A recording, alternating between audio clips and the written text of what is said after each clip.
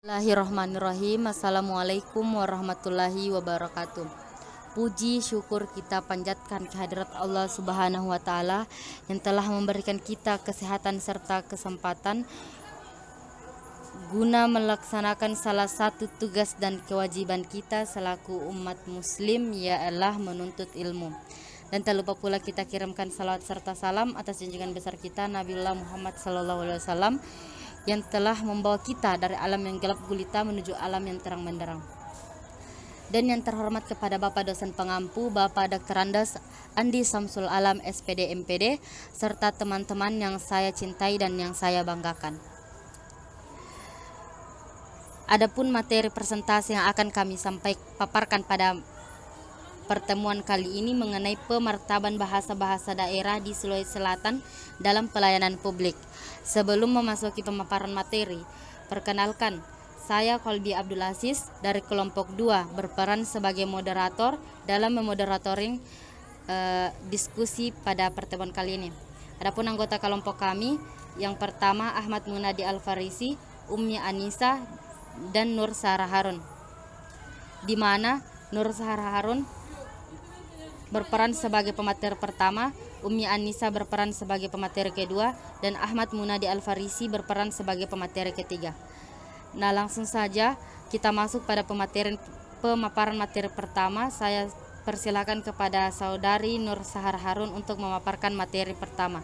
Kepada saudari Nur Sahara Harun, saya persilakan.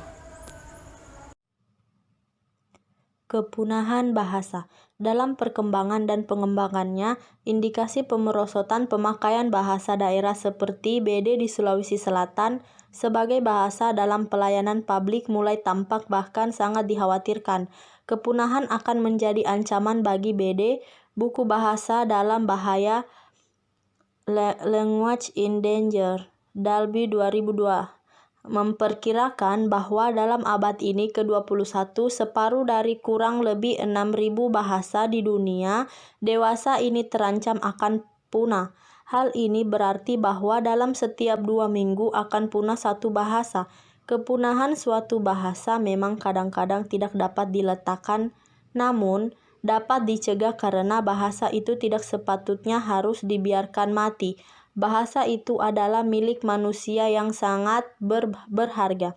Misalnya bahasa-bahasa daerah di Sulawesi Selatan dan Barat ini, seperti bahasa Bugis, bahasa Makassar, bahasa Toraja, dan bahasa lainnya, bisa saja punah jika tidak diatasi secepatnya.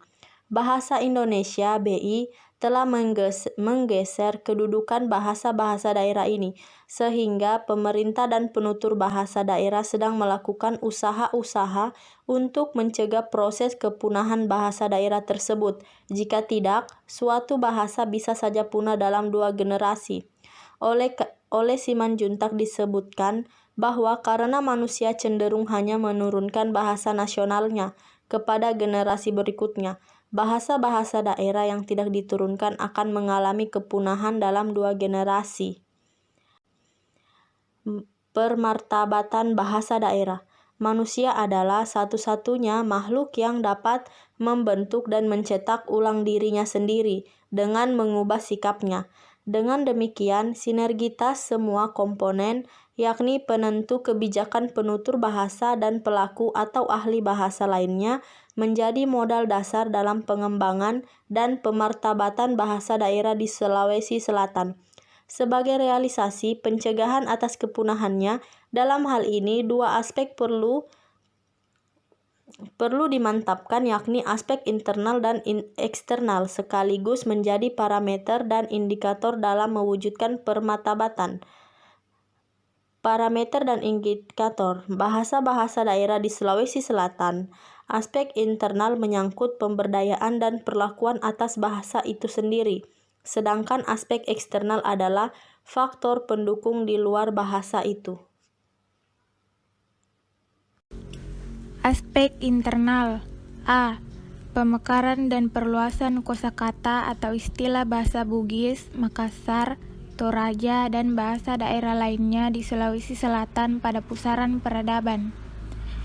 Diisyaratkan bahwa istilah bahasa daerah harus dimekarkan dengan merekam pusaran peradaban.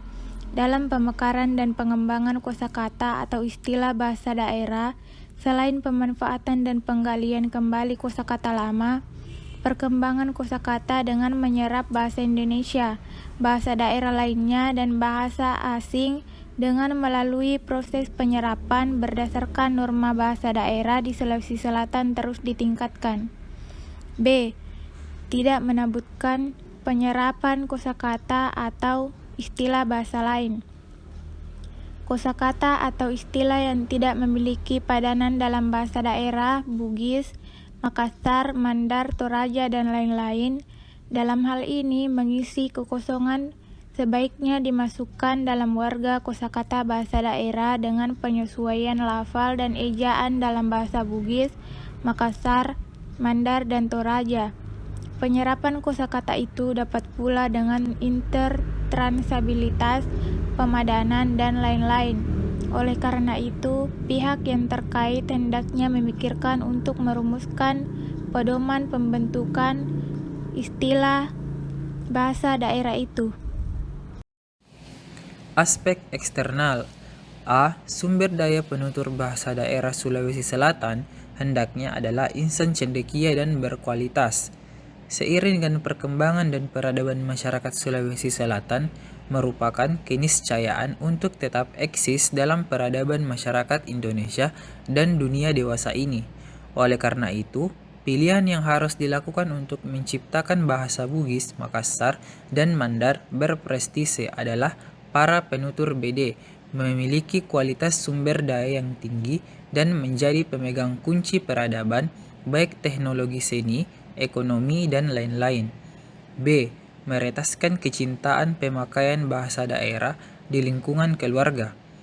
Pembinaan menggunakan bahasa daerah di lingkungan keluarga merupakan kunci utama dalam meretaskan dan mendekatkan kembali ke ekstensi bahasa daerah tanpa mengabaikan kedudukan bahasa Indonesia sebagai bahasa nasional, karena keluarga merupakan tempat pembelajaran pertama dan utama. C. Meletakkan kembali bahasa Bugis, Makassar, Toraja sebagai bidang studi yang sejajar. Pembinaan dan pemerintah daerah atau kota dan instansi terkait memberikan pembinaan terhadap pecinta dan pemerhati BD berupa pelaksanaan perkampungan bahasa dan budaya daerah serta penerbitan media cetak berbahasa daerah dengan mengangkat potensi-potensi atau kearifan lokal. D. Menggalakkan penyusunan kamus bahasa daerah baik secara konvensional maupun dengan teknologi modern.